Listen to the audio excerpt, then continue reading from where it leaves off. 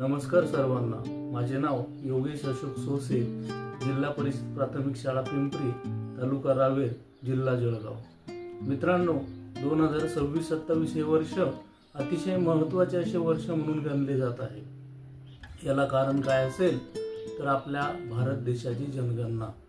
तर ही भारत देशाची जनगणना आपण 2026-27 या वर्षी करत आहोत. आणि या जनगणनेचं महत्त्वाचं असं वैशिष्ट्य कोणतं असेल तर ही जनगणना डिजिटल स्वरूपात होत आहे.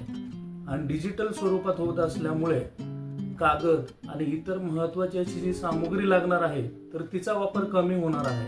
आणि त्यामुळे या जनगणनेला आपण पर्यावरणपूरक अशी ही जनगणना म्हणू शकतो. आता या डिजिटल स्वरूपात जनगणना जी आपण सर्वजण करणार आहोत, या जनगणनेमध्ये आपणा सर्वांनाही एक महत्त्वाची अशी भूमिका बजावायची आहे.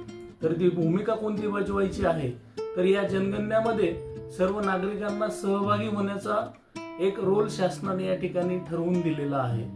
तर आपण सर्वजण या जनगणनेमध्ये स्वगणना करून आपण या जनगणनेत सहभागी होऊ शकतो. आणि आपण जर ही स्वगणना जर केली तर शासनाचा आणि यंत्रणेवरचा ताणही कमी होणार आहे. आपल्या घरी गावागावात उन्हातानाचं जेव्हा आमचा प्रगणक ह्या जनगणनेसाठी फिरणार आहे तेव्हा आपण जर स्वगणना केली तर त्या माध्यमातून यंत्रणेवरचा ताण कमी होणार आहे. आणि त्या माध्यमातून आपणा सर्वांनाही या जनगणनेमध्ये सहभागी होण्याची संधी मिळणार आहे. तर मी या व्हिडिओच्या माध्यमातून आपणा सर्वांना विनंती करतो की आपण स्वगणनेमध्ये सहभागी व्हावं आणि या राष्ट्रीय कार्यामध्ये आपला सर्वांचा एक अनमोल असा सहभाग दाखवून द्यावा. धन्यवाद.